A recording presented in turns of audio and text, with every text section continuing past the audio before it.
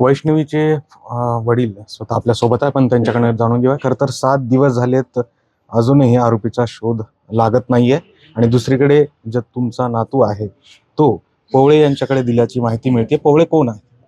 पवळे त्यांचे कोण नातेवाईक असतील किंवा अजून कोण आहे मला नाही माहिती. पवळे कोण आहेत काय, पण आम्हाला आमच्या माहितीप्रमाणे की पवळे काय एक आवाज नाव फिरंगोटला पवळे म्हणून कोण असेल तर त्यांच्याकडे बाळ गेलेलं आहे आता माहिती मिळाली आम्हाला. आता निलेश चव्हाण फरार आहे का? त्यांनी तुम्हाला धमकावलं? आज आज या एका 10 मिनिटापूर्वी माझे भाऊ, माझा मुलगा, दाजी आमची त्याच्या घरीच आहे घराजवळ, पण तो तिथं नाहीये. तो तिथनं काल फरार झालेला आहे बाळासह. आणि जर माझ्या बाळाचं काही कमी जास्त झालं तर याला पोलीस प्रशासन जबाबदार राहील. राजेंद्र हगवणे आणि त्याचा मोठा मुलगा या दोघांना पक्षांनी बडतर्फ केलंय, हकालपट्टी केली.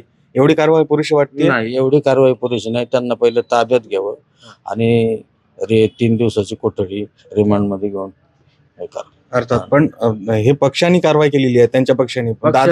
दादांनी यापेक्षा पुढे जाऊन कारवाई करणं अपेक्षा. अजित दादांनी काय सांगायचं? दादांनी सक्त आणि सक्त कारवाईच करावं त्यांना. जे आता जे 8 दिवस त्यांना फिरवतात किंवा ते फरार आहेत, त्यांना ताब्यात घेऊन त्यांच्यावरती अजून काही मोठी कारवाई करून शिक्षा द्यावी.